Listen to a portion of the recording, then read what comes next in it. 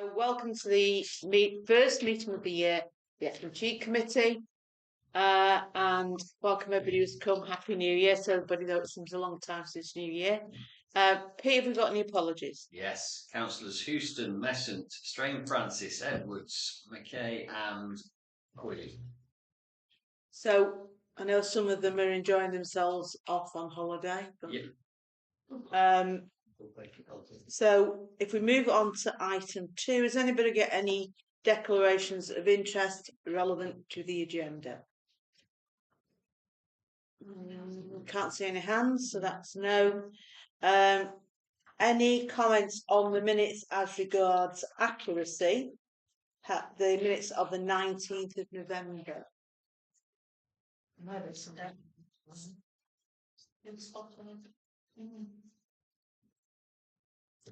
No, is anybody willing to propose those?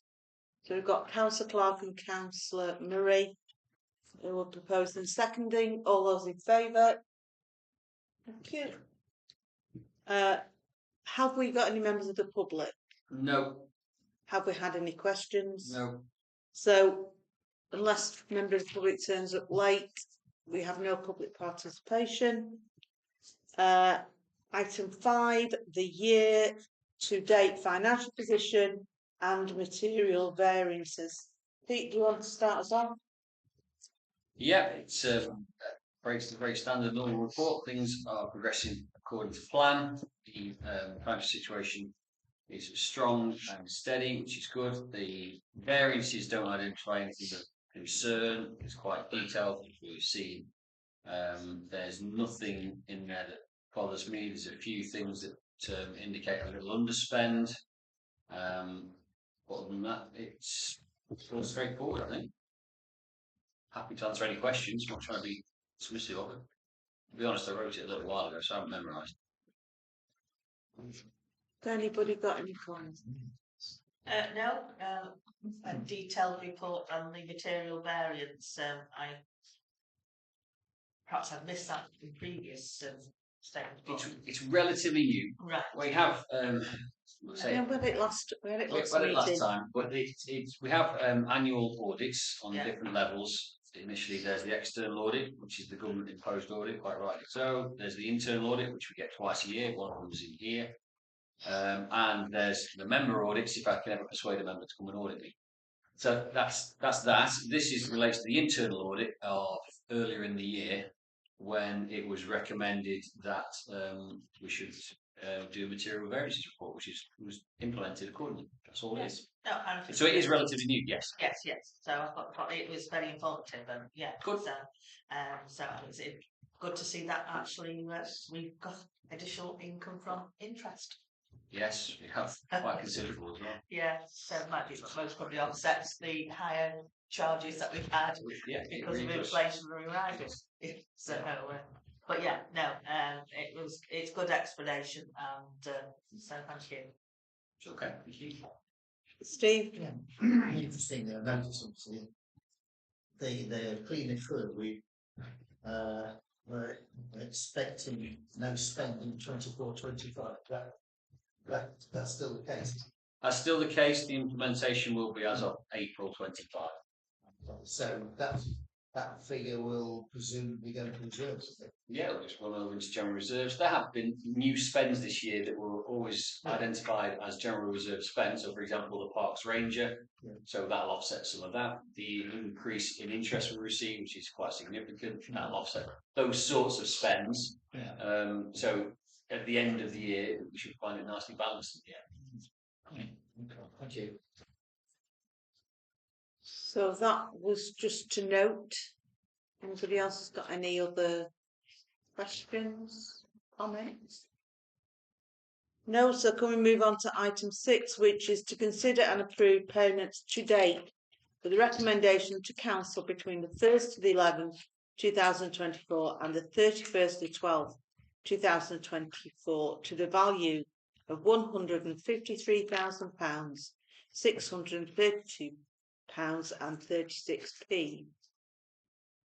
Do you want to say anything? Well, as usual, we make our payments through member authorisation. All Payment batches are sent out to chairs of committees to ask them to scrutinise and confirm they're happy for them to be paid. They get paid accordingly after that. And this is the list of those payments since the last time they were checked. So it all tallies up. It's a secondary check. You're welcome to ask me any questions about them, but they should all be fairly self-explanatory, I would hope. Has anybody got any comments about it? No? Is anybody willing to propose that we approve these? Councillor Clark, anybody with Councillor Murray seconding? All those in favour of approving the payments? That looks unanimous. And then item 7, we have a number of documents as part of the annual cycle to review. Yeah.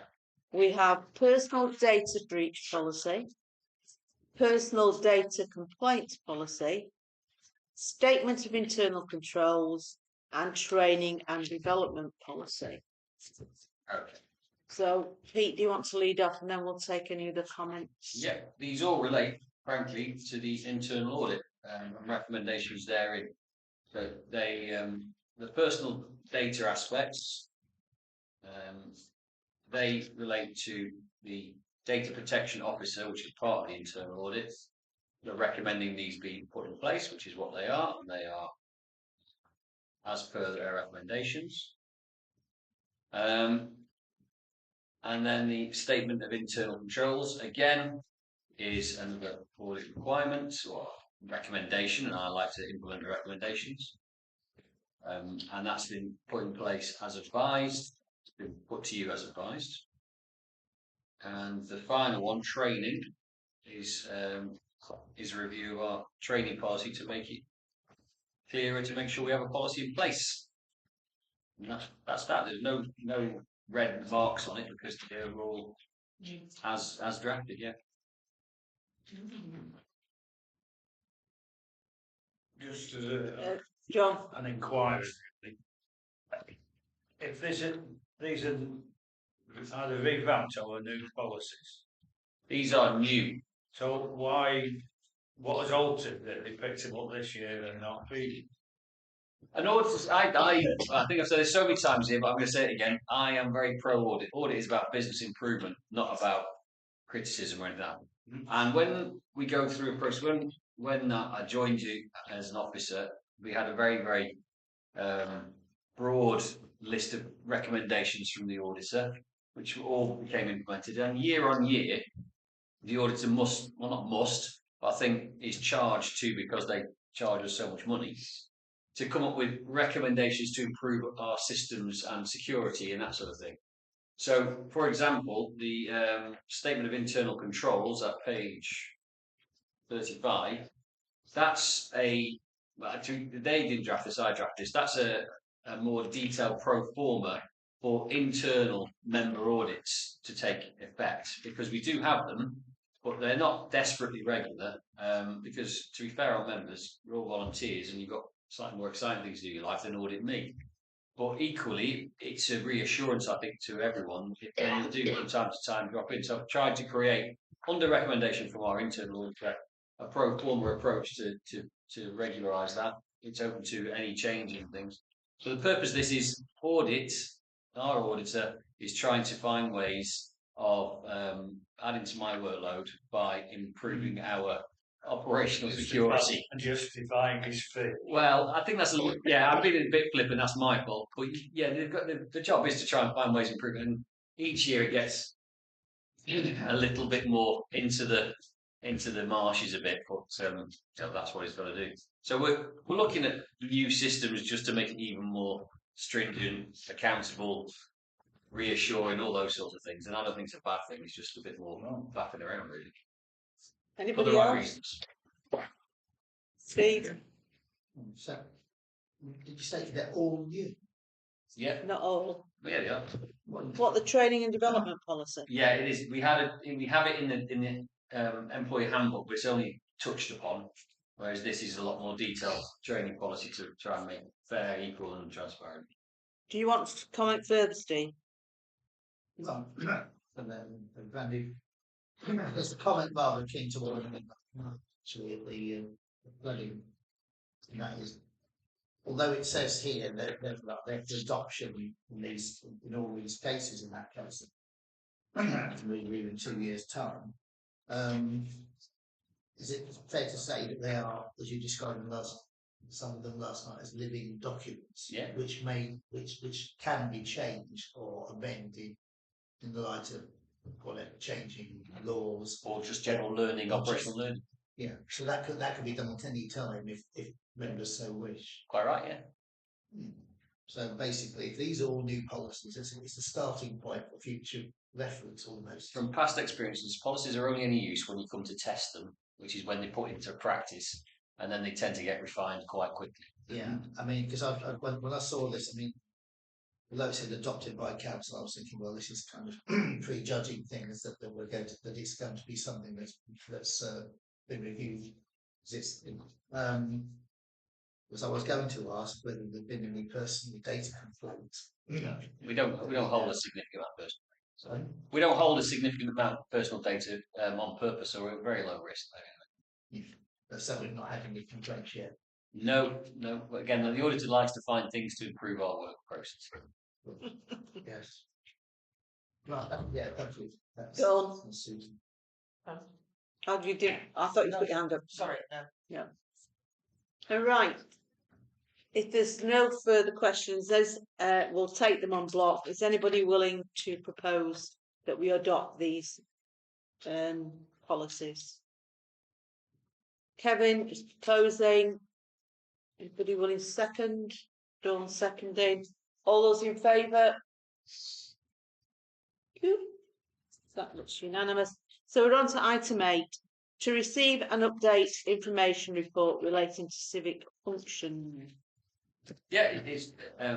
This committee oversees the civic function of the council, and it's appropriate that you get updates, and that's all that is. It's a list of functions that Dawn and Sally have attended in the period between meetings, and it's purely for noting to let know things are happening. There might be a bit more to report next time. We've got civic awards. It'd be a bit more. Just go down.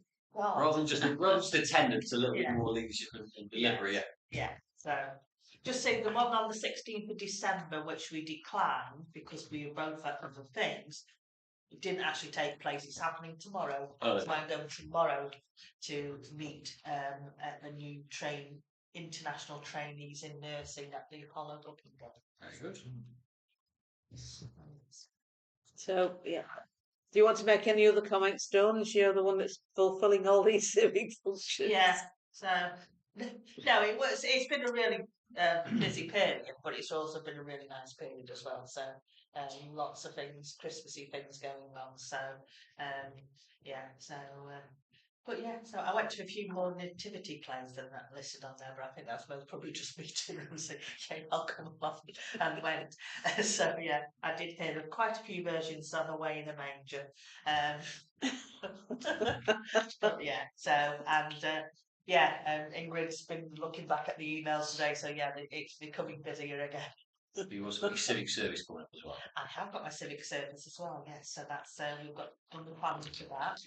So yeah, so hopefully people will attend that, and we've got a few Pebblebrook Choir coming, and Wisterson singers coming, and yes, a few talks and that.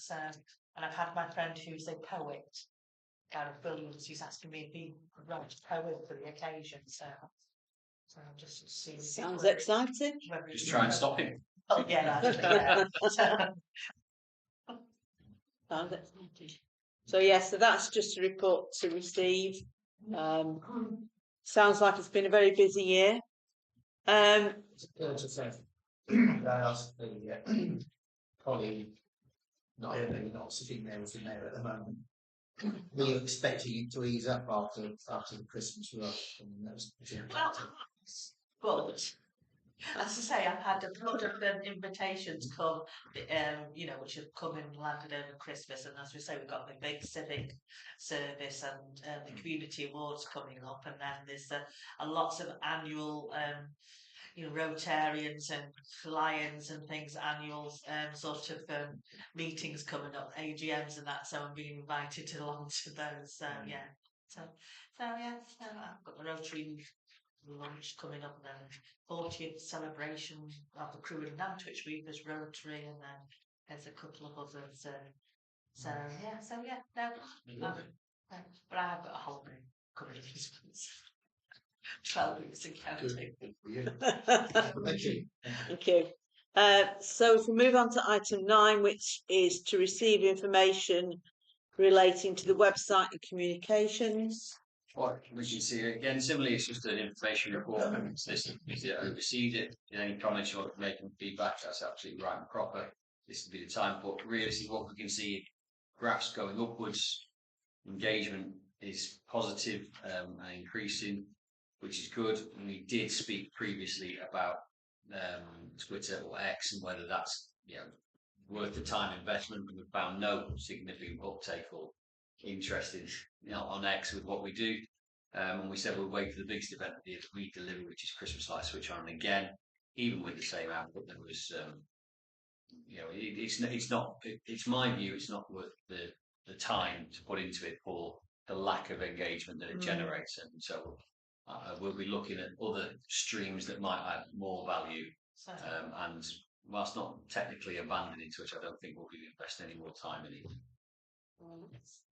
I'm pleased to hear knowing who actually funds, who gets money from there. So well, let's just it's operational rather than political reasons. I know, but for me, it's pleased to hear. I would hope that the council might even abandon its X account. That's my own opinion, because I think a lot of people are abandoning X, formally known as Twitter. As the committee, you can direct it to happen if you prefer. I was going to leave it 12 months, then kill it off if nothing changed. Well, in that case, I'd like to recommend that we actually leave Twitter. So we have a proposal that the council no longer has a Twitter/X account. Is anybody willing to second that? I'd like to add to it. Right. So we have a minor amendment. Well, I don't know if it's minor, but that we basically replace, in fact, get rid of the X account and consider joining. I think it's called Blue Sky. We have joined Blue Sky. You have? Yeah. No, and because there's been no activity yet and nothing to measure. But in anticipation of that operational change, that's happened, and that's fine. But yeah, we'll progress that and find out where it goes. I don't know. I didn't know that. I mean, it was well, I'm happy to second the proposal. We get rid of the Muskrats organ. So all those in favour of abandoning the Twitter/X account, please show. It's for. All those against? Any abstentions?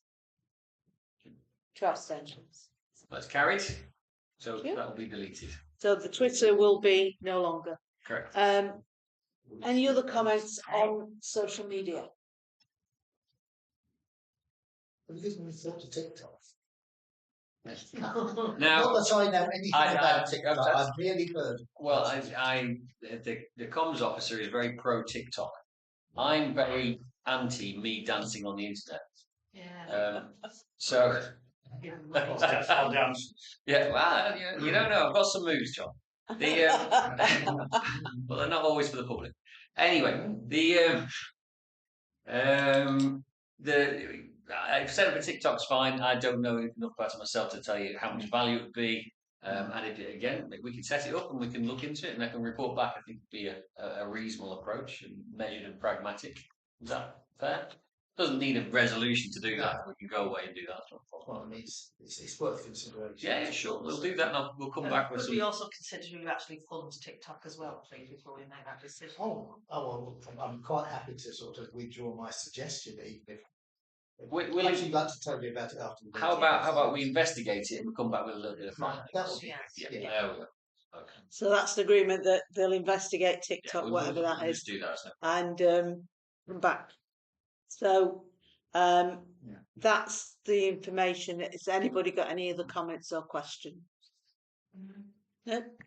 So we are going on to consider the draft earmark reserves provision for 25-26. Yeah, right. Earmark reserves. I'm sure you know for the benefit of all, in case our listener wants to understand it. The earmark reserves are those that are set aside for a specific purpose, future use projects or investment in infrastructure, things like that. It's right, and it's actually part of our financial regulations, that it should be reviewed annually, at least.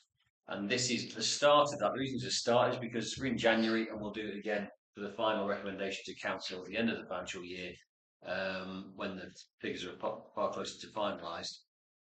But I think it's right to have a first quick glance at it to gain a bit of a greater understanding. And it looks to what earmark reserves are no longer required potentially, what earmark reserves have been spent out, and which are planned to be put in place for delivery in the coming financial year or future years. And so that's what the report's about. It shows, as it is now, on page 61, an explanation of the considerations through the next 2 pages, and then what I've drafted is likely a reasonable approach as I perceive it on page 64. I'm not asking you to make any, unless you want to, any decisions on it now. I think it's just a starting point to understand where we're at today, ready for proper consideration in March, rather than landing in a one lump there. Does anybody have any comment? Dawn? Just want to ask about the elections earmark reserves. Yes.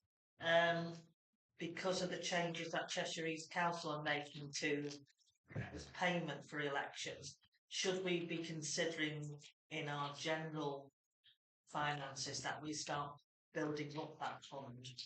And that's my thoughts on it. There's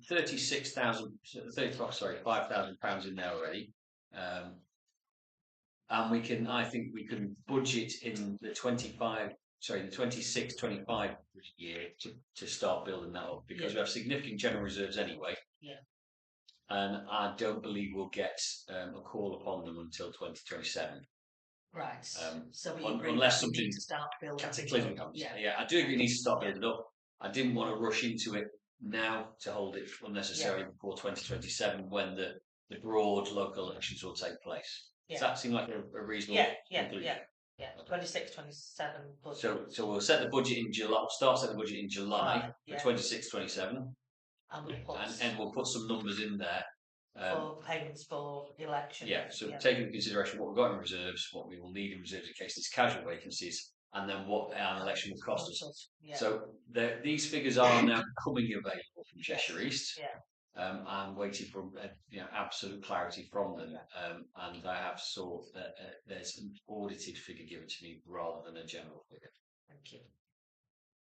Steve? There was a meeting, as you'll probably know, Chair. There was a discussion this afternoon about the Clean the Crew project that's due to start in the future, or restart. And one item that came up was CCTV. I think there's a small, I think it says here in number 12, there's a small earmarked reserve, and comments it may be retained as responsive funding allocation for needs for additional provision. Chances are it's going to be spent anyway, I suspect. Well, no doubt you could confirm one way or the other. Because as it says here, the update at the year end, it's only a couple of £1,000. But with the question was raised at that particular forum, if you like, about CCTV cameras, because if the Clean the Crew area is going to be pretty well doubled in size from effectively mostly, well, the previous Crew South roughly augmented a bit, plus an area which is largely Crew Central, and a bit of Crew St Barnabas, and I think there's a bit of Crew West as well, about Flag Lane that's proposed, and there may be other patches, so that the whole area is going to be doubled in size, probably that can be subject to that project. Is it foreseen that there might be a need for some greater reserve than just a couple of £1,000? And if so, where would the money come from anyway? seems we've agreed. I mean, we've agreed there are budgets. So, could you explain how we do that? Well, the council has to set earmark reserves, but this committee advises the council accordingly. If this committee is minded that it wants to put in X thousand pounds into the earmark reserves, that's done at the end of the financial year, and this is exactly the process you go through to do it. Yeah. So if you feel it's sensible to say that we will allocate an earmark reserve of, let's say, £10,000 in total, £15,000, or whatever number you want to come up with, then this is exactly the process to advise that and put it in to council as the proposed earmark reserve set. How much does the CCTV camera cost? By the time it's installed, the unit itself installed will be about £2,000, but then there's also a revenue cost which you budget for. Kevin, did you want to speak? Yeah, I shall be asking for a camera to be installed at West Street to look down Bridge Street for fly tipping, because it's a bad area. There used to be a camera there, but it was moved and it never went. So I think there'll be other councils as well that will be asking for similar cameras in there. Right, John and then Tony.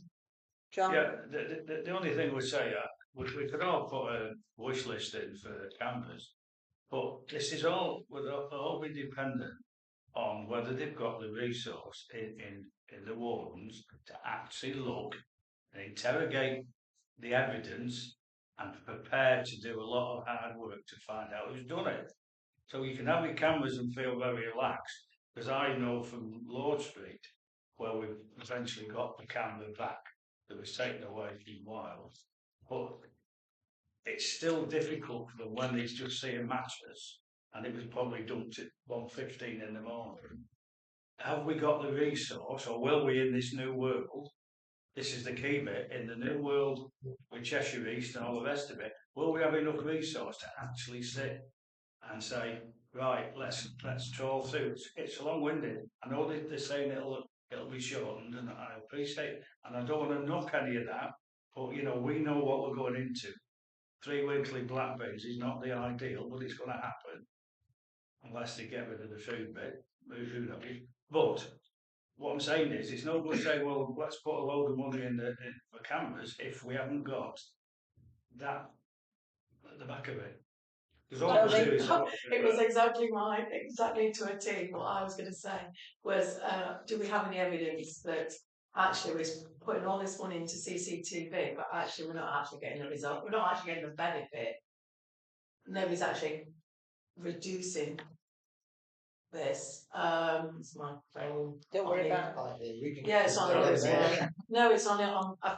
I didn't realise that. Sorry about that. So I concur with John, really, that we've got to be mindful of what we're spending on that, and perhaps the reserve needs to be looked at and thinking, what else could we do to mitigate what's up and coming? We've already got an issue, but we're going to have a bigger up and coming issue. Yeah. Dawn? Right. I'm wearing my Borough Council hat here, and to report that if you look on the Environment and Communities Committee's previous, there is a report there about Cleaner Crew, and it's part of the mitigations for the introduction of the food waste, which actually explains within that there are 3 more enforcement officers which will be taking place as part of the Cleaner Crew project.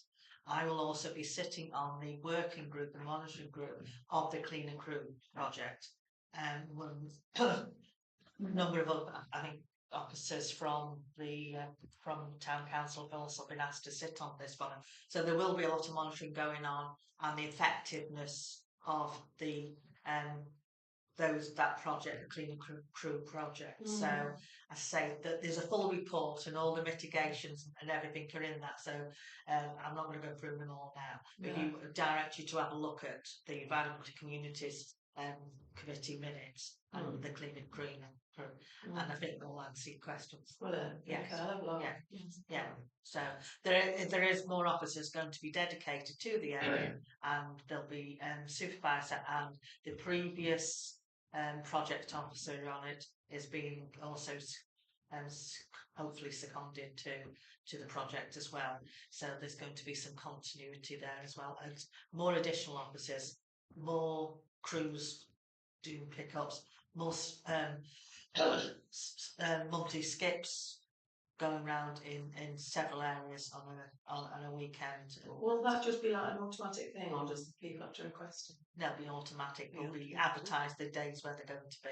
As I say, it's not for this committee to go into details No, on that. that's fine. But if you go to the report, it's That's there. fine. And Yeah, I'm that's fine. more than Okay. happy to sit down and go through it with you. No. Yeah. If you don't, yeah, if that's the case, yeah, that's Yeah, good. yeah. Yeah, Thank you. I think Cheshire East are trying to try and tackle the problem, but I think for this committee, we have to decide whether we wish Pete to go away and think about whether it's logical to have more cameras and what those kind of costs might be. Because if we're actually going to buy cameras, we don't actually want an earmarked reserve. You actually want money to spend, I think. So unless we're going to use the earmarked reserve from the minor underspend of this year and put it in for use next year. So I think maybe the way forward is to ask Pete to go away and think and talk to relevant officers about how useful extra CCTV cameras would be and what likely places would they be needed, and also if there's capacity in Cheshire East to monitor them, because they're all I might be wrong, but I think they're all monitored from a central room, aren't they? In Macclesfield, Nice, yes. So that's always manned. That's not subject to capacity issues currently. But I mean, it's about the ability to trawl through footage and find out. Steve? Yeah, without going into any detail, yeah, as far as I know, there will be a report to public services in a couple of weeks' time. Excuse me, the Cleaner Crew project, and there is a proposal in that, or that is intended that there'll be certainly one officer and one member. Well, presently just one member of the town council taking part in the project board. The feeling was that this kind of informal briefing committee this afternoon, there's a feeling that there might be value actually in seeking. Well, we'll see what happens to public services, but there might be some value in seeking. Well, the purpose of having people there from the Crewe Town Council, obviously, the officer will be Lindsay Lewis. That's plain, and another member, which could be me, could be somebody else, who knows. But there's some advantage in numbers, and but in any case, we're here as the voice for Crewe, and to make the input and actually receive reports back to people. But John and Kev were at the same meeting, because their wards, well, your wards, the wards affected, about 4 wards actually were affected by this. So I would have thought there'd be some feedback from that project group anyway, in any case, on this. I mean, I've got no particular grief, about CCTV, but it just struck me when, in looking at this, it was suggested it may be retained as a responsive funding allocation for needs for additional provision. In other words, it's a contingency. I think I just think that whole area needs reviewing the light of what changes may happen. So and I don't think we're the best committee to decide that. I think public services and relevant officers are the best committee to decide that. I just wanted to make that point that there's be a means of feedback while feeding into the process, and it's important, as far as I can see and others can see, that there is feedback to the members of the town council, preferably all members of the town council, but certainly in particular those whose wards are affected, which is most of the virtually all the wards. Right. So if we can, so is that okay, Pete? If you I will seek consideration of public service committee of this matter and their recommendation for reserves or not. Yeah. So Can I just ask about elections then? Well, we've got this £35,000 figure in. If the world changes then, and the borough council says, "Oh, we're not doing elections anymore. You have to pay for it. It's paid for." can I just stop you there, because the borough council has said that. that it will not pay for elections At all. at all. Not even borough council. For town and It will parish. pay for borough elections. It will not pay for town and That's parish what we're elections. saying. The town and parish. Previously, the borough council would pay for Yeah. town council elections if they happened at the same time as a borough or a general election. They are now saying that they will not pay for them, even if there's a borough election going on at the same time. There has been lots of comments in various meetings about the actual cost. So I think a vague figure has been suggested, hasn't it? It hasn't, I haven't memorised it, I'm sorry. And it's to do because parish councils are quite concerned about how much they might have to put their precept up to accommodate the cost of elections. Exactly. So when it comes to 2027, the all-out elections, I mean, we must have some idea. We need to know, in that case, what that figure is likely to be. Yeah, we do. From Cheshire East Council. Councillor Clark mentioned it a little while Councillor ago. Clark mentioned it. And I said, well, we've got some in the bank already, and we're going to set the budget for this council the coming next financial year, and in that we'll make sure there's enough money in that and the earmark reserve to cover potential casual vacancies and the all-out local election. And so there is consideration of that. We do have a figure for Cheshire East going on. I can't remember what it is. It's not dissimilar to our earmark reserve, but I have asked for the audited calculation just to make sure I'm confident of it. That's all. But I mean, in previous years, going back a long time, because I have been around a long time, we used to put £20,000 a year into an earmark reserve for elections. Yeah. Because we could never guarantee when you would have a casual vacancy. Exactly. And a casual vacancy on its own will cost £12,000 to £15,000 usually. So, what would the cost be for the cost of tenant? That's the figure I can't give you off the top of my head. I'd have to go and check my emails, to be honest. It's not a sliding scale. It's in the tens of thousands. Yeah. And it's not that much more than we got, as I recall. So I've got it in my head. It's about £40,000. Yeah. But don't hold me to that figure. I'll happily circulate the figure when I go upstairs. I've got the information. But we're talking really. We probably have one of the largest number of polling stations, and the largest number of votes to count. So obviously we're going to be at the top, along with Macclesfield, of the costs. That's exactly right. We are. Rather than the parish council that requires 2 polling stations and 4 officers. So any more comments on the earmark reserves? John? Just one. 16. The community infrastructure. I would have asked. I see that we've got it later in the agenda. But I always thought that we didn't get. We were 0 at some point. Yeah. And now we get some. There must have altered. Nothing's altered that I'm aware of. There must have been, and I don't know. I haven't had a clear answer of Cheshire East. I did ask at the time we received. This is quite. I found quite startling. One day, sometime last year, I received notification at our bank that we'd received £10,000 from Cheshire East, and I had no idea why it landed. I had to chase through Cheshire East to work out what it was, and eventually got to someone who could explain it to me, and it was still money. And then I had to chase through Cheshire East to find out which development it related to, which is the Stoneleigh Park development in the north of Crewe. And to this day, I can't tell you what triggered it. So I've gone through the planning application associated. I can't find any documents associated with the SIL monies.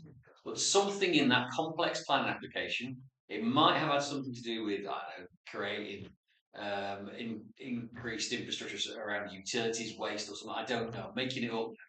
But the long and short is that development, Stoneleigh Park, triggered a SIL contribution, which cascaded a portion to us of, and as it says later on the agenda, £10,000 pounds. But yes, you're right. The whole town is nil rated for SIL because the planning application that you sent out today to do with Regency Court. Yes. when I've been looking through that, there's actually a page which says about community levy, and it's got Q in the middle, and as it is a circle, and it goes out, and that's at 0. And they base it, because obviously it's a very detailed planning application, and justifying the expense it would cost to do it and the grass canal. And that says it would, because it wouldn't have to pay anything. Yeah. It's a substantial saving problem, isn't it? But it says 0, and then it went out, like Nantwich X amount, and as it goes out. So that's what I'm confused about. That was why. And I share the confusion. Right, okay. Well, they've paid it to us now, so we've got it. When, I feel better now. Yeah. when the meeting ends, I will give what I think happened, but I won't do it on public. Okay. Right. So no more comments about earmark reserves. So we've considered them, and we've given Pete an instruction Yeah. to go back around cameras. Well, we move on to item 11, which is the interim internal audit, which we have to agree and recommend to council. Pete, do you want to read as well? So we've spoken a bit about audit, and some of the actions associated with that are earlier on the agenda. There's one other aspect which will come to the March meeting, because I haven't had the opportunity to do it yet, which is we have a council risk assessment, because that's right and proper. We've had that for a long time, and it gets updated every year. You've seen it and memorised every word of it, for sure. And now the auditor suggested that should be what's called rated red, amber, green rated. So I've just got to reformat it so that I can put in the place where, the considerations of red and amber green. So that's one aspect. Another aspect which you haven't seen yet is we have a corporate strategy, and the auditor suggests that that corporate strategy should be referenced in reports seeking recommendations. So why are we taking a decision? And it should be back reference to the corporate strategy in each of those decisions, which is fine and proper. And so that's already been implemented, and you'll see it not in this meeting or the planning last night, because it's not so much related to any of those capital decisions, but you'll definitely see it in the meetings coming next week, which is community and events. And in those, you'll see that there'll be a part of the report that does say reference X, Y, and Z in the corporate strategy, and that's why it has to be. Oh, no, I don't think that's a really good move. There we go. Oh, is it me? It's me now. Yeah. Yeah, you're looking at my car. Of course it might have been. Sorry, man. Don't worry about it. Sorry. We'll have parking rearranged at this moment. Sorry. So that's the internal audit. Its process now is to be recommended to council. The purpose of that is that it's formally accepted by the councillors, have had the opportunity to review it as well. But it can't be just accepted by this committee, it has to be accepted by the council. Has anybody got any comments or questions?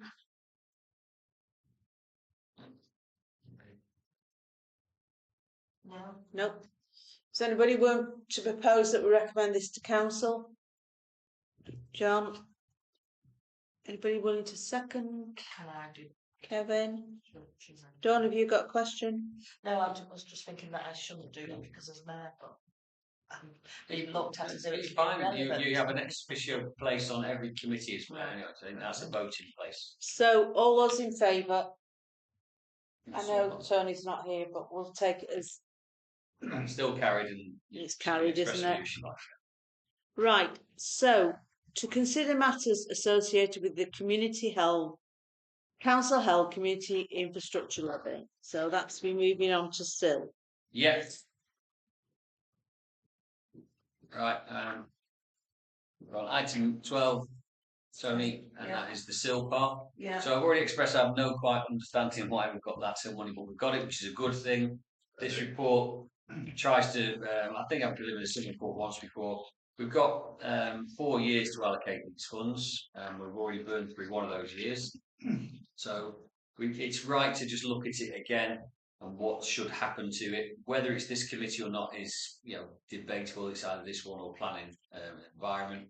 But the two can nicely overlap in some sort of Venn diagram, I think, in this setting. Or council itself will make a final decision. But what's the call upon the money?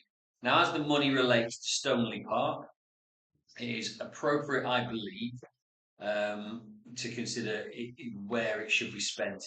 Should it be spent in that sort of area? That's a consideration. Equally, you have to demonstrate an element of community engagement before allocating the funds. So, do you want to ask the whole town how do you want to spend £10,000? Because we can guarantee I guess some of the answers and we won't be able to afford them. Or should we try and focus it down to something that's more pragmatic in the context of scale and location? And that's what this report tries to push forward. And I'm suggesting that the residents of the Stoney Park area, not just that development, because it impacts the broader community over there, are engaged to say there's, for example, with the SIL money, and how might you see it best spent? And if we scatter it, it will go nowhere. It might buy 1 or 2 new bits of park equipment, for example. It might help further set up the new allotment site or CCTV or things like that. And so I'm suggesting we should go to the community in that area and ask them, here's some suggestions.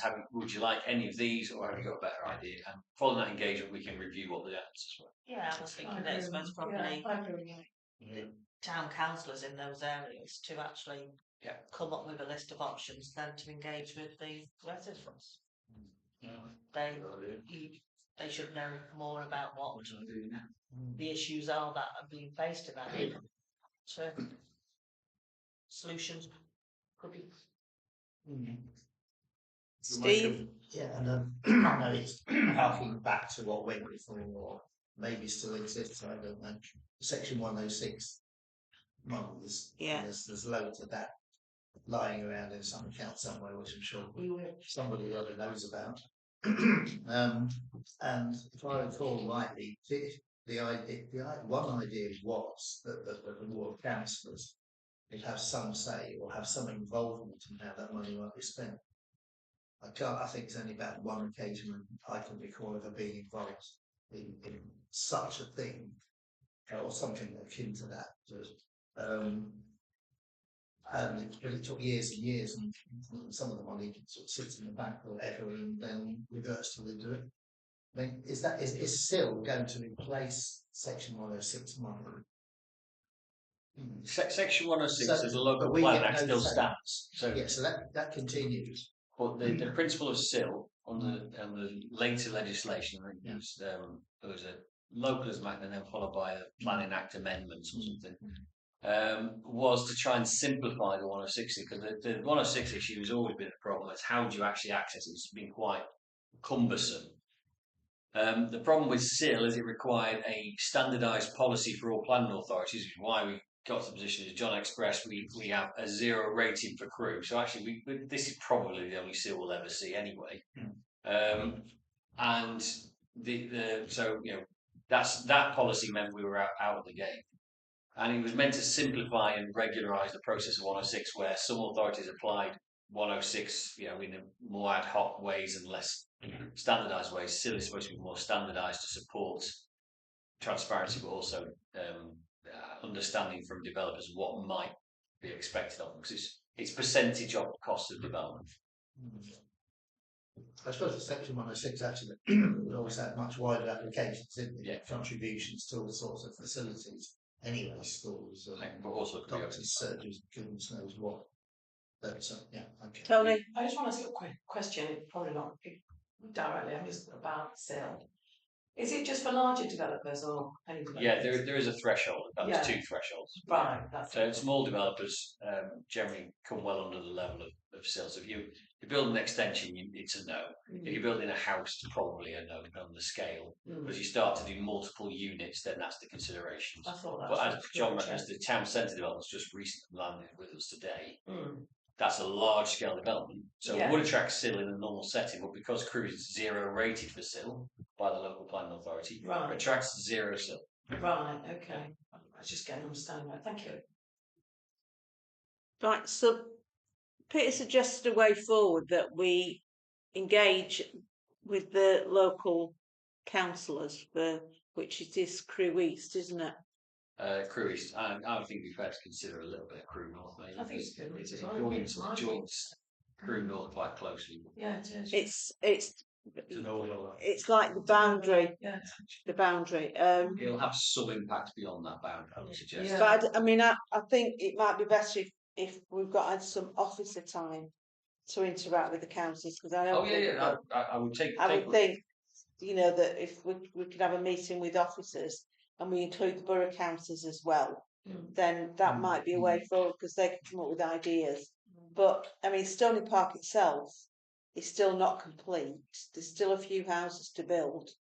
Having walked the streets, I know, and it's relatively well looked after. But I mean, if we're setting up allotments, then it might be a way forward to spend some money on the allotments. Yeah. Definitely.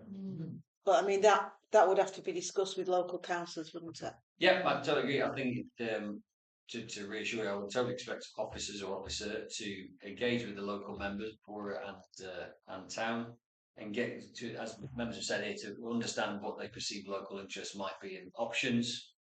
Then we have to, quite rightly, put that to the community in some way, engage them, send them influence around some sort of social media, whatever it is, to gauge their perception of those options or any better ideas. And at that point, one would report back and say, "This is the process. This is what we found. Here's your options." That's where we're at. It's kicking off the process now. Yeah. Yeah. There's a lot of us happening. I think speed is of the essence here, because Oh, yeah, everybody yeah, shouldn't yeah. have it. It's perhaps best to spend it quickly before they want it back. Well, Don't worry. don't worry. So I'm happy to propose that we ask the relevant officer to meet with local councillors to look for ideas to spend the SIL. So is anybody willing to second that? Yeah. Yeah. No. So all those in favour that we move that? Yeah. Thank you. It's unanimous. And so there was also the SIL policy has been reviewed, and I have added some forms associated to that I'd like to Right. approve. That's okay, or Right. consider to. So are we willing to approve the SIL forms? Yes. Yes. Yes. So can we have a proposer and a Doing seconder? that back, yeah. Yeah, follow on from that report. Right, so can we have a proposer and seconder for the SIL Yeah. forms? Dawn and Well, it's a good John? starting point for the conversation between the officers and the councillors. so all those in favour of approving the relevant forms? Yeah, that's unanimous. Yeah. So on to 13, the draft business delivery plan as it relates to the committee. Yeah, we go through this every year. It's trying to make sure that we've considered how we're going to do the job in the coming financial year. Each committee has its budget. Each committee takes consideration. This committee's budget is effectively predetermined because it's the running of the council. The cost of administration and the cost of delivery. There's not a lot of movement in there. You're welcome to challenge me on that by all means. But I think it's only appropriate rather than ignore the committee and just put it through anyway. There you go. That's my anticipated approach to the delivery of what is effectively the cost of running the council.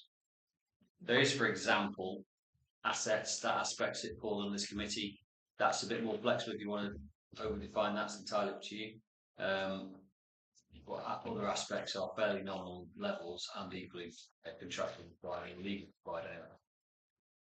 All right, anybody got any comments about the business delivery plan? And you will see this again in March. Yeah. I mean, Steve? Is it much different to what we've had before? No. No. Thank you, that's nice. Yeah. I'm afraid it does feel a little bit. But unless the running of the council radically changes, it's not going to change. Is it? Not a huge amount of flexibility to mess around with. The other committees, obviously, they can talk it around and work lots of different options out. As a finance and governance committee, you've got a lot less flexibility. So can we say we've considered this? Yeah. Yeah. So I think we've considered and accepted the delivery plan. So I think that's that. We'll see it again in March to confirm We'll its final.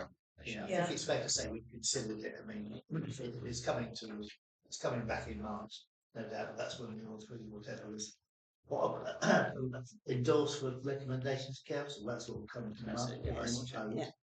Yeah. So we're on to 14. It is recommended that committee considers the resolution of section 1 of the Public Bodies Admission to Meetings Act 1960 to exclude the public and representatives of the press from the meeting during the consideration of items 15 and 16 on the grounds that matters contain sensitive information by reason of the confidential nature of business being transacted. I am happy to propose that. Will anybody second that? Kevin, all those in favour of excluding press and public? That's unanimous. Thank you.